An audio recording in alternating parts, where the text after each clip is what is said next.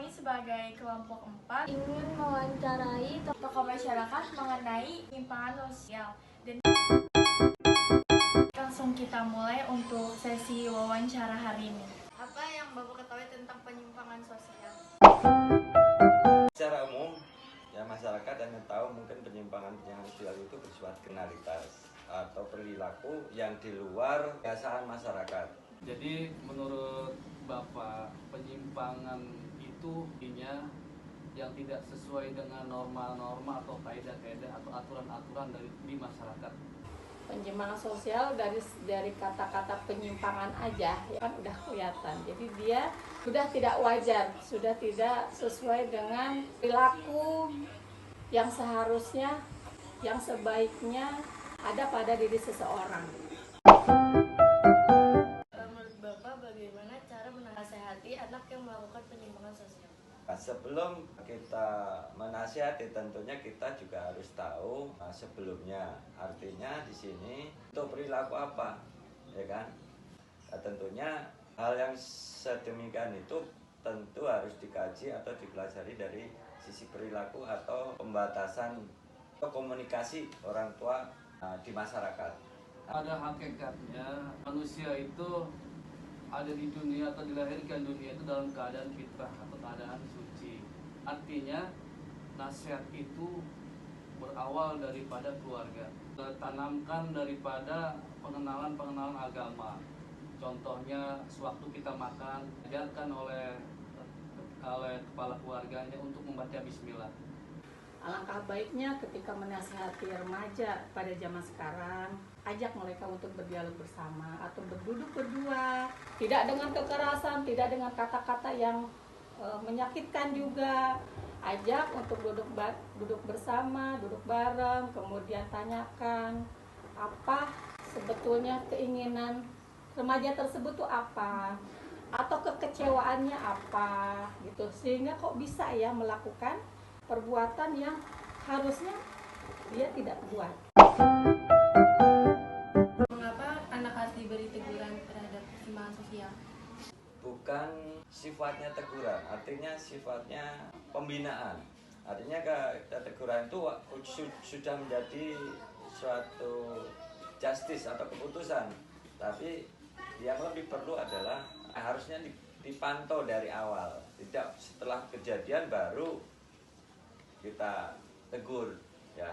Ada 3 hal yang membuat dia itu berubah. Yang pertama yaitu karena teman yang tidak baik. Kalau teman yang tidak baik, walaupun kita baik, bergaul dengan teman yang tidak baik, maka kita akan tertular ataupun mengikut-ikut. Contohnya kita bergaul dengan orang yang merokok, pasti lama-lama kita bisa merokok. Kemudian yang kedua yaitu kurangnya iman dalam hatinya, yaitu kurangnya pendidikan agama dalam hatinya. Kemudian mengikuti daripada hawa nafsu yang tidak teratur atau kemauan-kemauan yang tinggi. Nah, oleh sebab itu daripada penyimpangan itu maka kita tegur ataupun kita arahkan supaya tidak merugikan dirinya sendiri, tidak merugikan orang lain, orang banyak, dan juga tidak merugikan termasuk yang di sekitarnya, dan juga untuk supaya masa depan adik-adik itu supaya masa depannya lebih cerah dan lebih bagus, tidak dirugikan. Kalau misalkan tidak diberi teguran, otomatis mereka akan terus melakukan hal penyimpangan tersebut. Misalkan dari hal yang kecil mereka berani merokok lah ya, misalkan berani juga meminum minuman keras, itu akan lebih parah jika tidak ditegur. Makanya wajib sekali ketika ada penyimpangan sosial yang ada di depan mata kita wajib menegur. Di mana Bapak sering melihat penyimpangan sosial? Tentunya yang pertama dari media, ya pasti. Ya kita, apalagi di dunia sekarang itu sudah gampang kita lihat ya, di media terbuka penyimpangan itu bahkan dianggap wajar. Contoh misalnya jadi malah kayak tontonan entertainer, padahal itu hal yang harusnya ada pembatasan. Penyimpangan sosial banyak sekali ya untuk saat ini yang saya lihat ya, terutama di masyarakat itu ada pencurian, mungkin karena dengan kurangnya iman, dengan keadaan ekonomi dan lain-lain sebagainya. Itu yang Bapak lihat. Setelah kita keluar rumah selangkah, 2 langkah, 3 langkah, banyak sekali melihat penyimpangan sosial ya. Baru keluar gerbang, entah itu melihat baku hantam anak-anak, itu masih remaja tuh dengan memakai pakaian seragam putih abu-abu, atau melihat mereka bersentuhan tubuh, berpegangan, berpelukan, itu kan sudah nggak wajar ya. Yang harusnya belum waktunya untuk mereka dan memang itu tidak diperbolehkan. Kalau tokoh kita tidak bisa melihat dari sisi individual ya, tergantung pada kondisi situasional. Contohnya misalnya tokoh masyarakat agamis siapa, tokoh masyarakat pendidikan siapa, ya kan? Pertanyaannya kan siapa yang menjadi, kalau tokoh agama kan masing-masing sendiri pasti punya. Kalau menurut saya tokoh ulama itu, terutama ulama agama ya, itu bisa juga Bapak Ustadz Abdul Somad, bisa Buya Araji ataupun Buya Yahya bisa. Sebab kita melihat contoh yang baik atau contoh yang kira-kira tidak terlalu kaku dalam menyampaikan sesuatu dan juga isinya itu bermanfaat buat kita semua. Kalau untuk tokoh ulama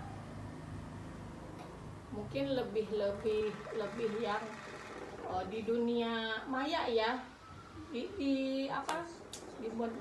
media sosial itu mungkin lebih ngena untuk anak remaja ya, karena anak remaja memang di zaman sekarang ini jarang sekali ada forum-forum pengajian tertentu untuk remaja, jarang sekali. Jadi mereka lebih banyak dengan gadgetnya.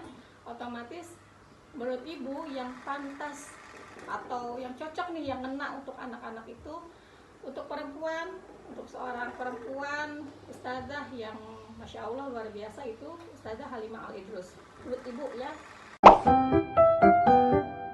Kapan momen terakhir Bapak melihat perkembangan remaja dalam generasi milenial sekarang? Suatu tahapan atau masa itu sangat beda-beda. Untuk yang sekarang ini yang terjadi adalah perubahan milenial, di mana kondisi pengaruh zaman sekarang itu tumbuh karena zaman yang diimbangi dengan mediasi yang cukup dasar.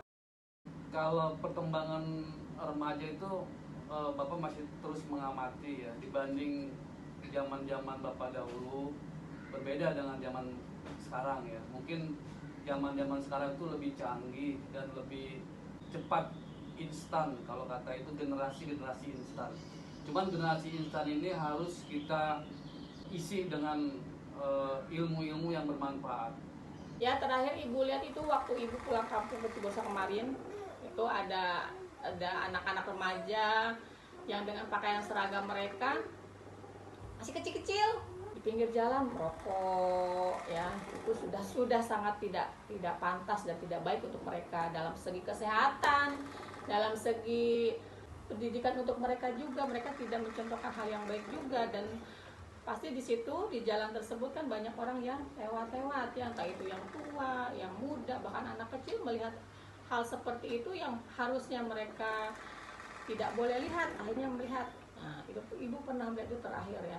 Kita akhiri untuk sesi wawancara hari ini. Terima kasih kepada Ibu Yosi. Maaf jika ada salah kata yang Sama-sama ibu juga minta maaf ya. Wabillahi taufiq wal hidayah. Wassalamualaikum warahmatullahi wabarakatuh.